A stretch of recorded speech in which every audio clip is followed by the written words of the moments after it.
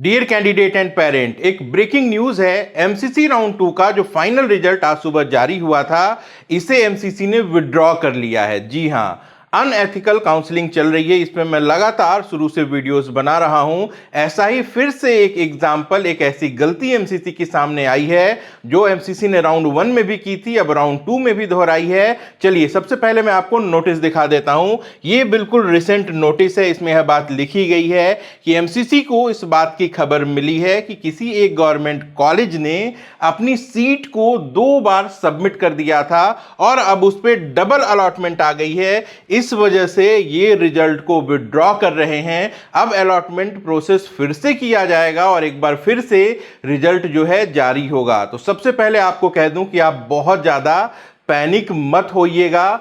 जो कुछ भी है एक बार जैसे ही रिवाइज हो जाता है तो जो अलॉटमेंट है वो आपके सामने होगी। लेकिन जो आपकी अलॉटमेंट हुई है, जो आपको अलॉटेड कॉलेज हैं, इनमें बदलाव आ सकता है। राउंड 1 में भी आप सबको याद होगा जीएमसी अनंतनाग में 15 सीटें ऑल इंडिया कोटे की थीं, उसमें 30 अलॉटमेंट आ गई थी। हमने इस पर एक वीडियो भी बनाया था। दूसरे कई सारे पॉपुलर यूट्यूबर्स हैं, doctor Himanshu Ojha, College Kaka, mister Amit Roy, Medica Wing, इन सब ने सपोर्ट भी किया था। हमने एमसीसी को भी बताया था, हमने कॉलेज से भी बात की थी। लेकिन बहुत आश्चर्य की बात है, एमसीसी ने अपनी गलती को ठीक करने के बजाय इसे छिपा लिया था। एमसीसी इस उम्मीद में था कि 2024 में 15 अलॉटेड सीट में से सिर्फ एक बच्चे ने रिपोर्टिंग की थी, तो ऐसे में इस बार 30 अलॉटमेंट आई है तो 1 2 4 5 बच्चे ही होंगे और इस वजह से उनको अपनी गलती एक्सेप्ट करने की, लिस्ट को रिवाइज करने की जरूरत नहीं है। लेकिन राउंड 2 में भी फिर से ऐसा हुआ है,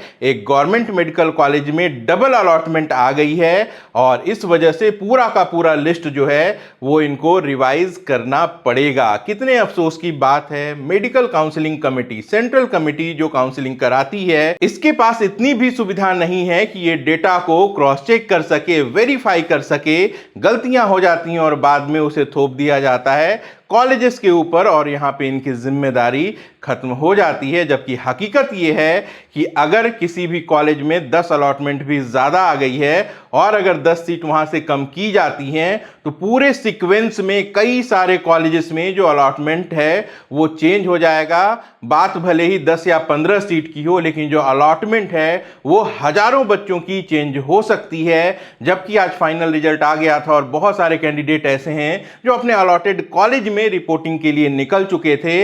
इन सब का जो नुकसान है वो होने वाला है और इसकी जिम्मेदारी एमसीसी नहीं लेगा, हमेशा की तरह, क्योंकि गलतियां करते रहना इनकी आदत है। फिलहाल आप सबको यही सजेस्ट करूंगा कि पैनिक मत होइएगा। जो रिवाइज रिजल्ट है उसका वेट करिए और फिर देखिए यहां पे हमें क्या चेंजेस देखने को मिलते हैं। जैसे ही कोई अगली अपडेट आती है मैं आप सबको अपडेट कर दूंगा। तब तक बने रहिए हमारे साथ। अपना और अपनों का खूब ख्याल रखिएगा। नमस्कार, जय हिंद।